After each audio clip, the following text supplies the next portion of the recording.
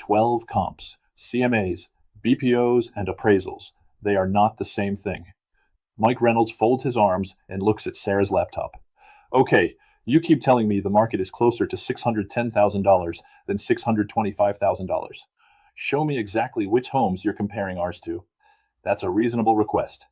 Sarah turns the screen toward Mike and Jennifer and pulls up several recent properties. This is where pricing becomes more than telling a seller, I ran the comps. The first property sold for $608,000. It's in the same Gilbert neighborhood, approximately the same age as the Reynolds home, has similar square footage, a two-car garage, and a similar lot.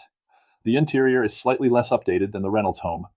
The second sold for $612,500 and is also relatively similar, although it has a pool. Then Jennifer points toward the property she mentioned earlier. There, that's the one, $640,000. Why aren't you using that? Sarah is using it. She's just not treating it as identical. That home is approximately 350 square feet larger, has a three-car garage, backs to a greenbelt, and has a pool. Those differences don't make the sale useless. They make the differences important.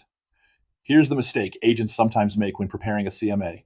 They start with the number they want, and then search for properties that support it. If Sarah wants the listing badly enough, she could probably find a few sales somewhere that make $625,000 look reasonable. But that's backwards. The purpose of market analysis isn't to prove Sarah's number or Mike's number. It's to help the Reynolds understand what the marketplace is telling them. Don't search for comps that prove your number. Search for market information that helps your client understand the property. A comparable property is simply market evidence. The closer another property is to the subject property in relevant characteristics and circumstances, the more useful it may be to Sarah's analysis. Location matters, property type matters, size can matter. Lot characteristics, age, condition, upgrades, garages, pools, views, sale date, and other features may matter. What matters most can change depending upon the property and market. Sarah also explains that different listing statuses tell her different things. A closed sale tells her what a buyer and seller actually agreed upon in a completed transaction. An active listing tells her what a seller is currently asking and what competition buyers can choose from. A pending transaction may provide useful evidence of current activity, although the final terms may not yet be publicly available. An expired or withdrawn listing may also raise useful questions about how the market responded to a property. That's why Sarah doesn't simply average 5 numbers and call it value. The entire analysis is what we commonly call a comparative market analysis, or CMA. A CMA is extremely useful to a listing agent. It helps Sarah discuss positioning, competition, market response, and a reasonable pricing strategy with Mike and Jennifer. But Sarah should describe it accurately. She shouldn't say, I'm a real estate agent, but I appraised your house at $610,000. A CMA and an appraisal are not interchangeable terms. Arizona regulates real estate appraisers under ARS Title 32, Chapter 36. Appraisers may be licensed or certified and perform appraisal assignments within a separate regulatory and professional framework. A real estate licensee performing brokerage-related market analysis needs to understand that distinction. Now Mike asks, what about a BPO? I heard that term when my brother was dealing with a bank. A broker price opinion, commonly called a BPO, is another valuation-related service that real estate professionals may encounter. Depending on the assignment, a broker or salesperson may be asked to provide an opinion concerning a property's probable price or value for a particular purpose. The important point for Sarah is to understand what service she is actually providing, why it is being requested, and what Arizona law and her brokerage require. CMA, BPO, and appraisal may all involve property and market information, but that doesn't make them the same product. Several weeks from now, if the Reynolds accept an offer involving financing, the buyer's lender may order an appraisal. That appraiser isn't being hired to confirm Sarah's CMA. The appraiser is completing a separate assignment for a particular intended use and client. Suppose Sarah's CMA suggests the Reynolds home should be positioned around $610,000, and later an appraisal comes in at $600,000. Does that automatically mean Sarah did something wrong? No.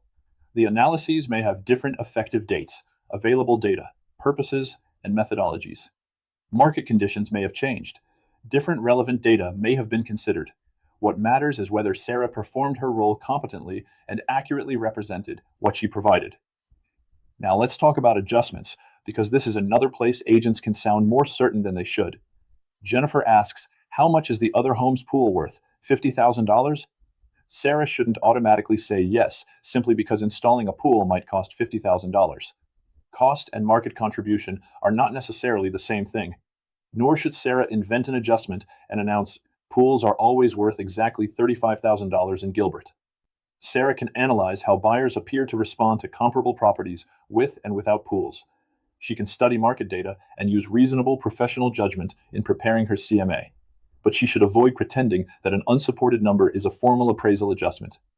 The same principle applies to square footage, garages, remodeled kitchens, lot premiums, solar systems, and views. The more confidently you state a number, the more important it becomes to understand where that number came from. Sarah shows Mike and Jennifer her selected market data and explains why she considers some properties more comparable than others. She also shows them the active competition buyers will see online this weekend. Mike finally says, "So you're not saying our house is definitely worth $610,000? Correct," Sarah replies. "I'm showing you the market information I'm using to recommend how we position it." That's exactly the conversation a professional listing agent should be having. Because pricing isn't about predicting the future with perfect accuracy. It's about helping the seller make an informed decision using relevant information. But there is still another piece of Sarah's analysis. The exact same home can face very different pricing pressures, depending upon whether there are 3 competing listings or 30. Inventory changes things. Buyer demand changes things. Days on market changes things.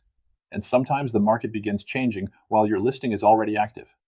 That's where we'll go in section 11, buyer's market, seller's market, and knowing when the market has shifted. Online discussion 1. Jennifer believes the $640,000 sale in her neighborhood proves the Reynolds home should be listed at the same price. How should Sarah explain the comparable? Answer. Sarah should explain that the sale is useful market evidence, but should be evaluated in relation to the Reynolds property. Differences such as square footage, garage capacity and building, lot characteristics, pool, condition, location, and other features can affect how useful a property is as a comparable. One nearby sale does not automatically establish the same value for another property. Why should Sarah avoid calling her CMA an appraisal? A CMA is a brokerage market analysis tool used to assist clients with pricing and market positioning decisions. A real estate appraisal is a separate valuation service performed within Arizona's appraisal regulatory framework.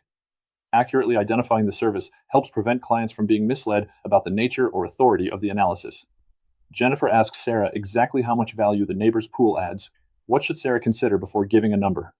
Sarah should avoid assuming that the cost of installing a pool equals its contribution to market value or using an unsupported universal adjustment. She can analyze relevant market evidence and buyer behavior, but she should distinguish her brokerage market analysis from appraisal methodology and avoid presenting unsupported figures as established facts.